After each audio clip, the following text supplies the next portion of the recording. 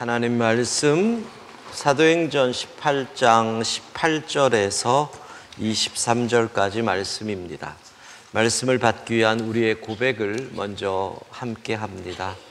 우리의 형편과 마음을 가장 잘 아시는 하나님, 이 시간 주의 말씀을 받겠습니다. 말씀하여 주옵소서. 주님의 말씀 나의 갈 바를 보여주고 그 말씀 내 어두운 길에 한 줄기 빛을 비춥니다. 아멘. 사도행전 18장 18절에서 23절 교독합니다. 하나님의 말씀입니다. 바울은 더 여러 날 머물다가 형제들과 작별하고 배 타고 수리아로 떠나갈새 브리스길라와 아굴라도 함께 하더라. 바울이 일찍이 서원이 있었으므로 갱그레아에서 머리를 깎았더라. 에베소에 와서 그들을 거기 머물게 하고 자기는 회당에 들어가서 유대인들과 변론하니 여러 사람이 더 오래 있기를 청하되 허락하지 아니하고 작별하여 이르되 만일 하나님의 뜻이면 너희에게 돌아오리라 하고 배를 타고 에베소를 떠나 가이사랴에 상륙하여 올라가 교회의 안부를 물은 후에 안디옥으로 내려가서 얼마 있다가 떠나 갈라디아와 부르기아 땅을 차례로 다니며 모든 제자를 굳건하게 하니라. 아멘. 사도행전 강해가 시작된 지 137번째 시간입니다. 한 이제 3년 가까이 그냥 그대로 이어졌다고 하면 되는데, 오늘은 바울의 2차 전도 여행이 막바지에 달하는 본문입니다. 우리가 1차 전도 여행, 요즘은 저희 때는 성경 공부하면서 전도 여행 그랬는데 요즘은 선교 여행이라고 하더라고요. 선교와 전도에 대한 이렇게 정의가 조금씩 그때와 달라지는 것 같습니다. 선교 여행은 약 2년간 한 2,240km 정도를 다니며 1차 전도 여행을 했고, 2차 전도 여행은 거의 3년 정도 5,000km 정도의 여정을 다닌 것입니다. 자, 복습을 잠깐 하고 오늘 말씀으로 들어가겠습니다. 지도를 보면서 출발은 안디옥이죠. 안디옥이 두 군데가 같은 이름이 있는데, 여러분 보실 때 오른쪽 이 수리아 있는 오른쪽 맞습니다. 수리아의 안디옥, 거기가 바울의 파송교회입니다. 그 교회 아시죠? 거기서 예수 믿는 사람들을 그리스도인이라고 처음 칭한 곳이고, 여기서 파송을 받아서 1차 전도 여행을 다 마치고 다시 여기서 돌아왔고, 이제 2차 전도 여행을 AD 49년경에 다시 출발하는데, 이 출발의 여정에서 이 밤빌리아까지 갔다가 거기서 싸움이 났다. 바나바와 다퉜다. 이유는 아시죠?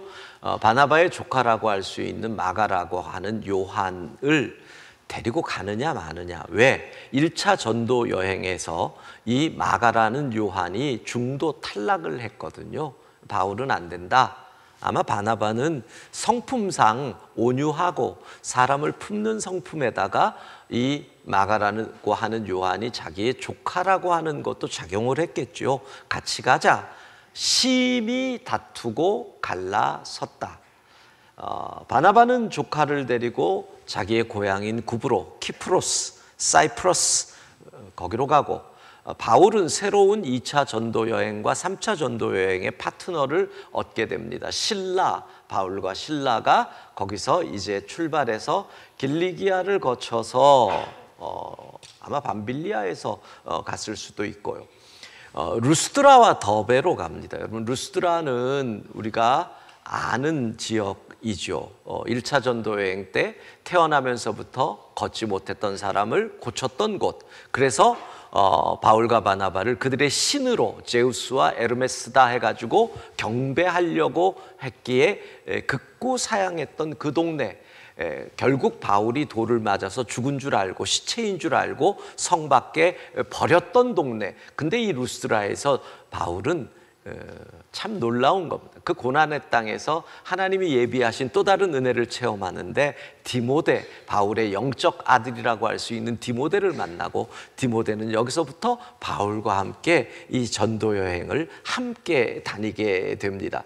자, 그리고 이 루스드라에서 바울은 이제 계속 이 보라색 위쪽으로 가려고 합니다. 결국은 갈라디아를 거쳐서 부르기아를 거쳐서 비두니아 쪽으로 가려고 하는데 그 길을 계속 막았다. 그래서 무시아에서도 비두니아로 가려고 하는데 사도행전 16장 7절, 8절, 9절을 보면 예수의 영이 허락하지 아니하였다. 어떻게 하느냐? 그리고 드로아로 옵니다. 이 드로아, 지금으로 얘기하면 우리에게는 익숙한 트로이죠. 트로이의 목마. 그래서 이 드로아에 지금 가도 큰 목마를 만들어 놓고 관광객들에게 구경을 시키는 곳인데, 이곳에서 환상을 봅니다. 그 환상은 마게도냐 사람이 와서 우리를 도우라라는 환상이고, 그들은 같이 의논한 끝에 우리가 유럽, 지금으로 말하면 유럽 쪽으로 가는 것이 주의 뜻이다라고 결정을 해서, 이 마게도냐 사람이니까 마게도냐, 알렉산더의 제국 어디죠? 그리스 쪽이죠. 그래서 배를 탑니다. 배를 타고 사모드라게로 해서 네아폴리로 해서 빌립보로 갑니다. 사모드라게에서 전에 설교할 때 스치면서 한 말인데, 프랑스 파리에 가면 루블 박물관에 가면 꼭 보는 니케라고 하는 이 날개 신상, 바로 그게 이 사모드라게에서 바다에서 건져진 것이다. 나이키. 빌립보, 그러면 우리가 생각나는 것이 첫 번째로 누구냐? 자주장사 루디아, 여성 지도자. 유럽에서 최초로 예수 믿은 분이지요, 루디아. 그래서 20, 30년 전에 여성분들이 의상실 할 때 꼭 이름이 루디아 의상실이었다. 자주장사였기 때문에. 그리고 이 빌립보에서 한 이적을 행하는데 귀신 들려 점을 치는 여종에게서 귀신을 내어쫓죠. 그리고 그것으로 인해서 매를 맞고 옥에 갇힙니다. 옥에서 찬송하고 기도하였다. 유명한 말씀이죠. 우리가 많이 외우는 16장 31절, 주 예수를 믿으라 그리하면 너와 내 집이 구원을 받는다는 그 말씀이 있었던 곳이 바로 빌립보입니다. 그리고 빌립보를 떠나서 간 곳이 데살로니가. 데살로니가에서는 유대인들이 바울에게 반하여 소동을 일으켜서 그 소동 때문에 쫓겨나서 가는 곳이 베레아입니다. 베레아, 성경은 이 베레아 땅에 있는 사람들에 대한 칭찬이 아주 후합니다. 옛 성경에는 신사적이었다라고 되어 있고, 지금 성경에는 너그럽다라고 되어 있습니다. 성품이 온유하고 포용력이 있었다는 거죠. 그래서 말씀을 날마다 상고하고 이것이 옳은가를 함께 연구하던 사람, 아주 좋은 것인데, 한국에서는 한 이단이 이 이름을 사용함으로 인해서 교회에서 베레아라고 하는 이 좋은 이름을 쓰지 못하는 안타까운 일도 있다. 무지개를 빼앗기더니 베레아마저 빼앗기고, 새하늘과 새 땅 신천지마저 빼앗긴 한국교회의 안타까운 현실을 우리가, 좋은 건 다 갖고 갔어요. 이 참, 욕이 나올라 그러네. 그리고 베레아에서 온 곳이 그리스로 와서 아테네로 왔죠. 아덴, 그 유명한 철학의 도시, 우리가 아는 소크라테스, 플라톤, 아리스토텔레스, 그 철학의 도시에 왔는데 바울에게 무슨 바람이 불었는지 복음을 내가 철학적으로 전해야겠다라고 하면서 거기서 문제가 생겼다고 했지요. 결국 철학적으로 전하려니까 논쟁이 되고 말다툼만 생김으로 인해서 바울은 씁쓸하게 실패의 마음을 가지고 떠나게 돼서 온 곳이 바로 고린도. 이 고린도 그러면 누가 생각이 납니까? 18개월간 이곳에 거하면서 바울의 영원한 동역자였던 브리스길라와 아굴라 부부를 여기서 만나게 됩니다. 이 고린도에서 가장 중요한 것은 뭐예요? 아테네에서의 실패를 반면교사 삼아서 바울이 나는 주 예수의 십자가만 붙들리라.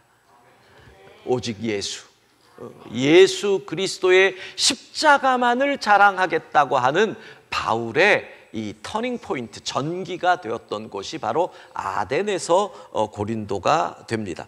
그러니까 그리고 이제 겐그레아 항구에서 배를 타고 어디로? 에베소로 와서, 에베소에서 가이사랴로 와서 요즘으로 치면 이제 이 터키 이쪽으로 이제 넘어오는 겁니다. 그러면서 걸어서 수리아의 안디옥, 자기 파송교회, 모교회로 돌아오면서 2차 전도 여행의 모든 여정이 마무리가 됩니다. 이 여정의 기간은 주후 49년에서 52년까지로 보고 걸었던 거리를 4,500에서 5,600km까지로, 그러니까 약 5,000km를 배 타고 걸어 다녔던 바울의 여정입니다. 자, 오늘 본문으로 넘어갑니다. 바울이 고린도의 사역을 끝내면서 갱그레아라고 하는 지역으로 갑니다. 갱그레아는 고린도라고 하는 아가야주의 주도로 들어가기 위한 항구 도시로 고린도에서 약 11km 정도 떨어져 있는 곳이 갱그레아입니다. 그런데 아주 재밌는 표현이 나옵니다. 바울이 여기서 머리를 깎았다. 18장 18절 후반부 같이 읽습니다. 바울이 일찍이 서원이 있었으므로 갱그레아에서 머리를 깎았더라. 바울이 갱그레아에서 머리를 깎았는데 이유가 뭐라고요? 서원이 있었다. 서원. 일찍이, 그러니까 이전에 고린도에서 사역을 시작하면서 또는 고린도에서 사역 중에 갱그레아에 와서 무슨 서원을 한 거예요. 그리고 그 서원이 끝났다고 하는 표징으로 머리를 깎았다라는 거예요. 서원, 사전을 보면 이렇게 되어 있습니다. 하나님께 어떤 것을 드리거나 또는 어떤 일을 하기로 한 약속. 바울이 갱그레아에서 하나님에게 어떤 약속을 했다는 거예요. 일찍이. 그리고 그 약속을 다 했습니다 하는 의미로 머리를 깎았다.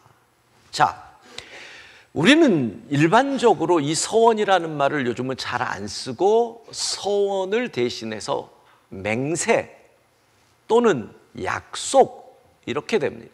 근데 성경은 서원과 맹세를 구별합니다. 그래서 영어 성경을 봐도 서원은 언제나 VOW, 바우라고 하는 단어를 쓰고 맹세는 OATHO라고 하는 단어를 씁니다. 왜 그러느냐 하면 지금은 그 구별 없이 우리는 다 그 단어 둘을 맹세하다로 받아들이는데 바우라고 하는 단어, 서원이라고 할 때는 대체적으로 하나님에게 약속을 하는데 어떤 조건을 건다라는 의미가 있습니다. 특별히 구약 성경의 서원은 많은 서원이 조건을 겁니다. 대표적인 거 창세기 28장에 나오는 야곱의 베델 서원이죠. 28장 20절부터 보면 이렇게 나와요. 야곱이 서원하여 이르되, 서원했어요. 서원했어요. 지금 야곱은 형 에서를 속이고 아버지의 축복을 가로챈 다음에 겁이 나서 외삼촌 라반의 집으로 가는 중이거든요. 그러니까 어떤 조건을 걸어요? If 내가 만일 평안히 아버지의 집, 내 고향 집으로 무사히 돌아올 수 있다면 조건을 거는 겁니다. 이게 구약에 나타나는 서원의 양식입니다. 그 다음에 뭐예요? 하나님이 그걸 들어주시니 내가 이렇게 하겠습니다. 벌써 들어갔네.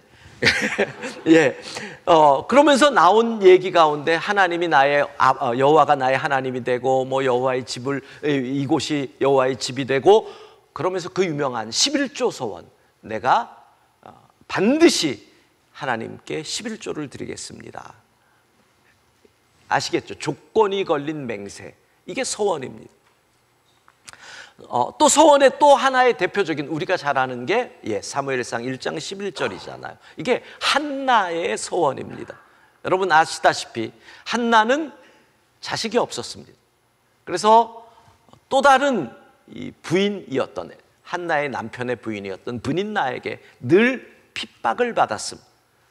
너무 서러워서 하나님 앞에 서원합니다. 서원하여 이르시되 뭐라고요? 저를 잊지 아니하시고 제게 아들을 주신다면. 자, 이게 if예요. 조건절이에요. 그러면 이제 나는 어떻게 하겠습니다. 약속이 나오는 거죠. 그 약속이 뭐예요? 평생의 그를 여호와께 드리고. 이 한나의 소원 때문에 대한민국의 1960년대, 50년대에 많은 엄마들이 이런 소원을 했고 이후에 모자 간의 갈등으로 발생하는 일들이 많이 생긴 그런 것이 바로 이 한나의 소원이 끼친 영향입니다. 왜? 50년대, 60년대도 자식이 없으면 소박맞던 시절이잖아요. 그러니까 한나의 소원을 보고 엄마들이 하나님 제게 아들을 주시면 이 아들을 하나님께 드리겠습니다. 그리고 아들이 태어났어요. 그럼 계속 너는 태중의 주의 종으로 하나님께 바쳤다. 근데 애가 말을 안 듣잖아요. 애가 말을 안 들으니까 너는 야 신학교 가야지 그랬더니 엄마가 뭔데 내 인생을 엄마 마음대로 정해요 뭐 이렇게 나가는 거예요. 여기서부터 갈등이 쌓이다가 나중에 애가 끝까지 자기 고집을 하는데 길이 잘 안 풀려요. 그럼 엄마는 늘 그래요. 내가 너를 하나님께 바쳤는데 네가 안 그러니 길이 이렇게 막히잖아. 그럼 자식은 그러는 거예요. 엄마가 왜 내 인생을 마음대로 하나님 앞에 맡겨가지고 내 인생이 이렇게 꼬이게 만들어? 뭐 이런 갈등이 일어나는 곳이 바로 이 서원으로 생긴 일입니다. 그런데 이 시대는 이 조건부 서원을 그렇게 건강한 믿음으로 보지는 않습니다. 이유가 두 가지인데 하나는 인간이 너무나 연약하기 때문에 그렇습니다. 우리가 서원을 조건으로라도 걸고 싶으면 얼마나 간절하겠어요. 지금 내가 죽기 직전이니까 여러분 죽기 직전이면 뭔 말을 못 하겠어요.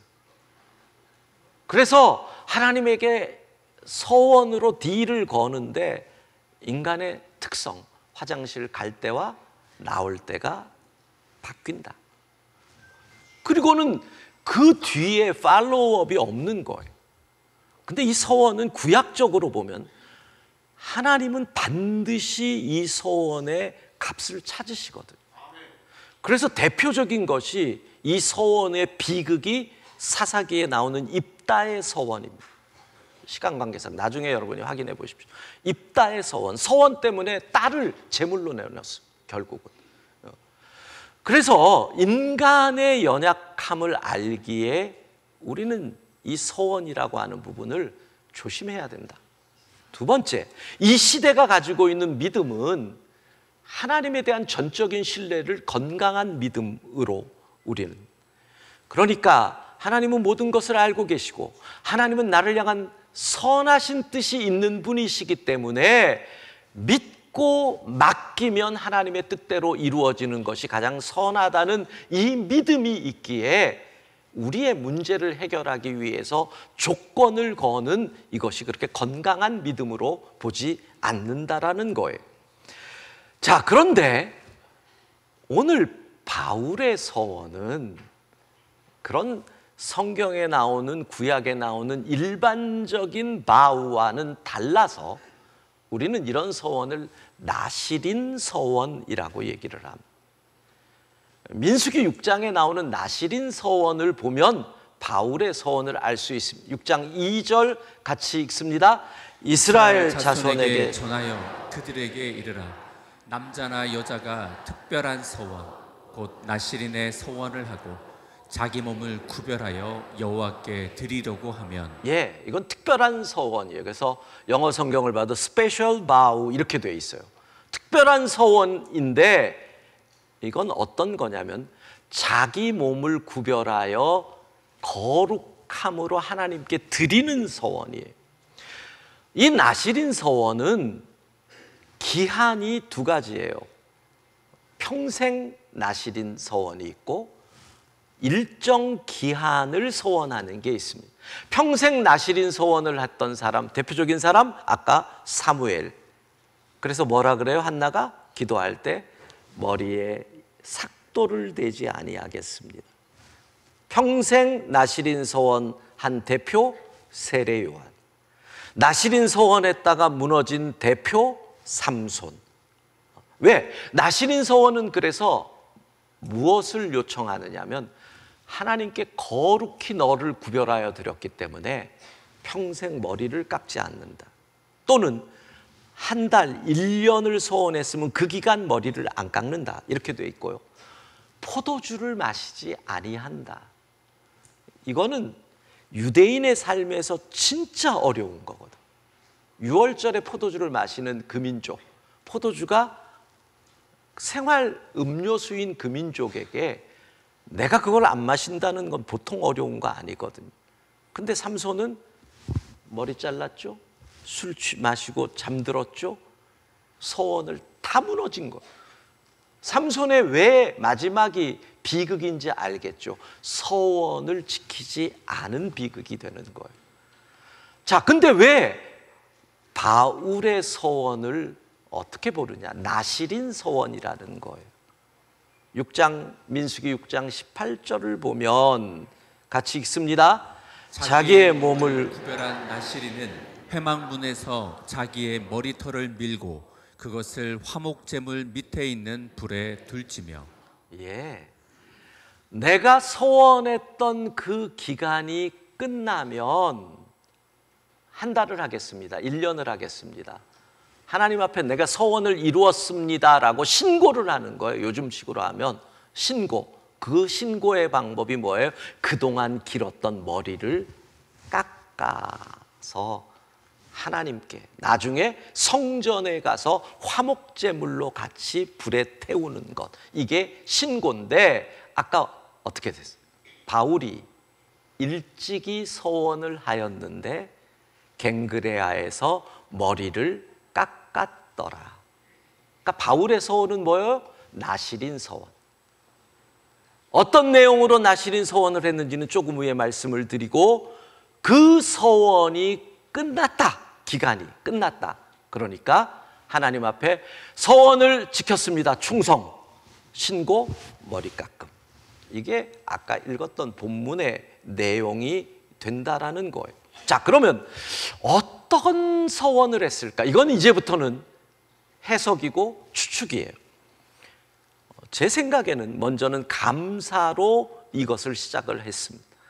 아테네에서 자기가 잘난 척하다가 넘어질 뻔했는데도 지켜주신 하나님의 은혜에 감사해서, 그리고 무엇을 약속했을까요? 고린도에서는 앞으로는 예수 그리스도의 십자가만 붙잡고 전하겠습니다. 이게 바울의 서원 내용. 그러면 이제 고린도를 떠나면서 신고하는 거예요. 하나님 18개월 동안 제가 약속 지켰습니다. 아시죠? 고린도에서는 오직 예수, 오직 십자가만 전했습니다. 서원을 이루었기에 그 표시로 머리를 깎겠습니다. 라는 겁니다.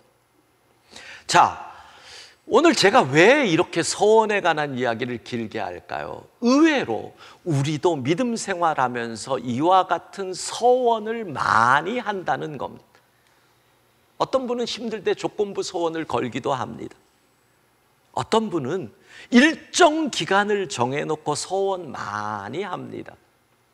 연초가 되면 우리가 그러잖아요. 하나님, 올해는 날마다 큐티 하겠습니다. 물론 작심삼일 서원이지만 그것도 서원입니다. 고난주간 딱 되면 하나님, 주 예수 그리스도의 십자가의 희생을 기억하며 감사하며 제가 이 고난주간 한 주간 하루 한 끼 금식하겠습니다. 서원이에요. 일주일짜리 서원. 예. 어떤 분은 자녀가 수능 시험을 앞두면 30일 전에 하나님, 우리 아이를 위하여 내가 새벽을 깨우겠습니다. 30일짜리 서원이라는 거예요. 우리가 의외로 이런 서원을 참 많이 해요.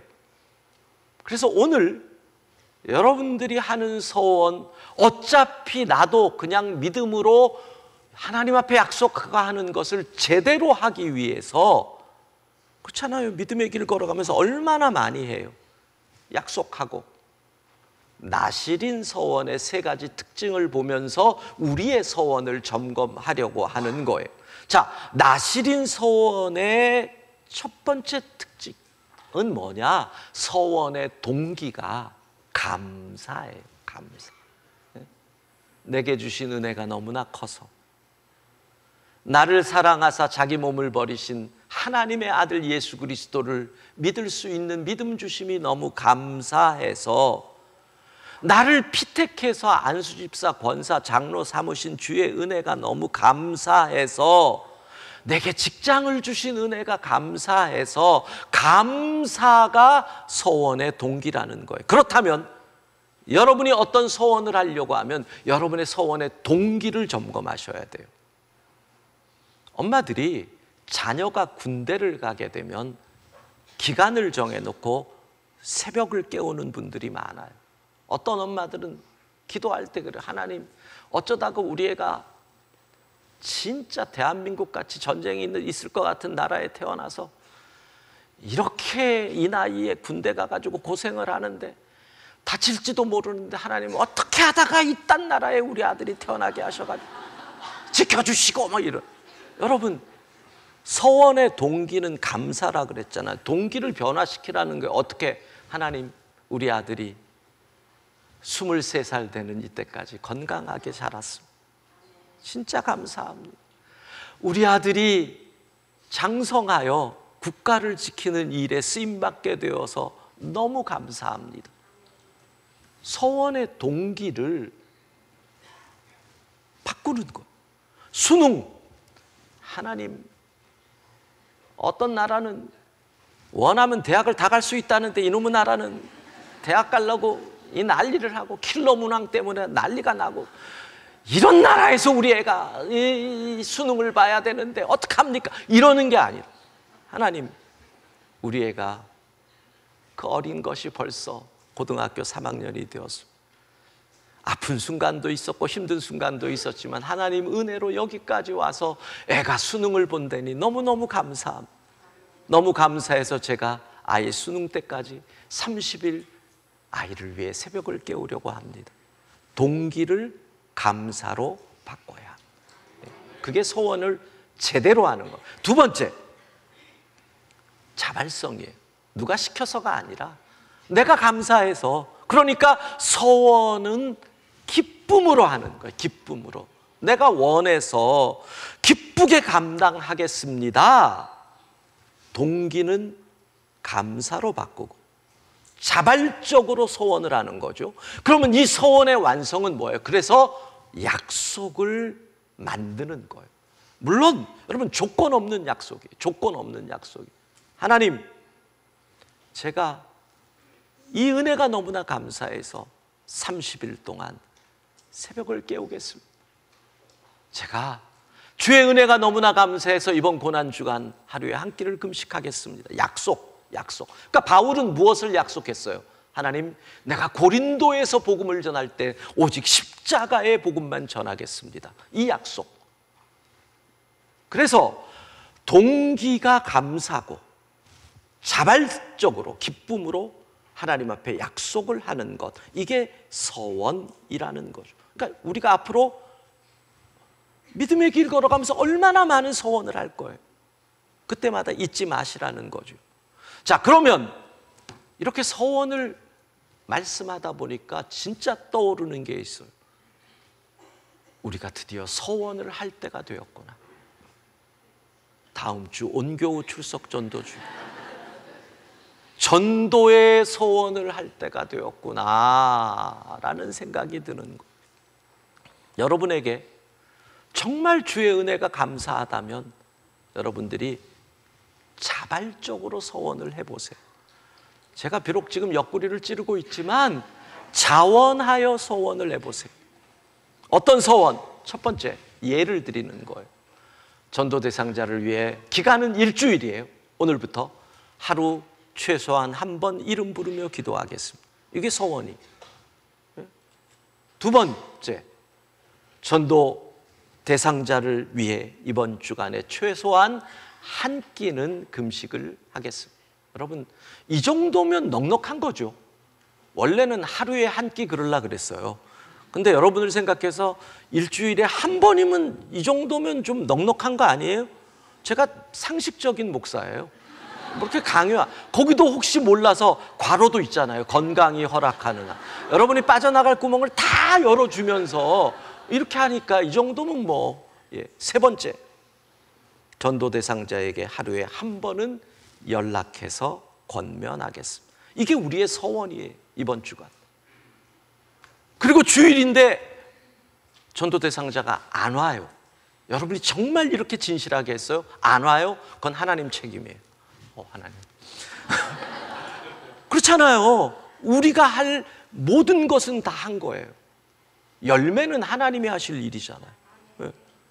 그러면 이렇게 여러분들이 서원을 지켰으면 월요일에 할 일이 있죠. 다음 주 월요일에 헤어샵에 가서 머리를 깎는 거예요.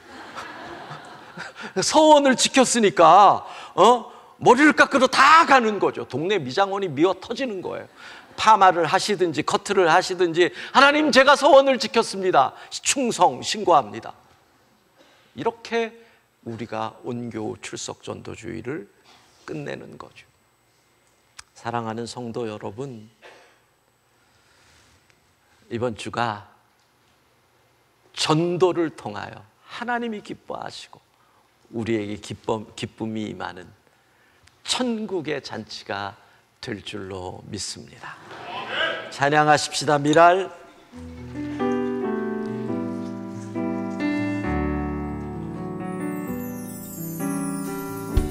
세상을 구원하기 위해 흘려야 할 피가 필요하다면 죄인을 대신하기 위해 희생의 제물 필요하시다면 내 생명 재단 위에 드리니 주 영광 위에 사용하소서. 생명이 보다는 생명 낳고 주를 볼 수 있다면 나의 삶과 죽음도 아낌없이 드리니 죽어야 다시 사는 주의 말씀 믿으며 하늘의 비랄 되어 썩어지니 예수님처럼 사랑하게 하소서. 우리 시간에 함께 기도하기 원합니다. 여러분, 전도 대상자를 생각하면서 우리 세 가지 하나님 앞에서 약속하지요. 이번 한 주간 그 사람 이름 부르며 기도하겠습니다. 이번 한 주간 최소한 한 끼라도 그 영혼을 위해 금식하겠습니다. 이번 한 주간 매일매일 연락하고 권면하겠습니다. 우리 이거 약속하고 그때 하나님께서 그들의 발걸음을 움직여 주시고 그들의 영혼을 붙잡아 주실 줄로 믿습니다.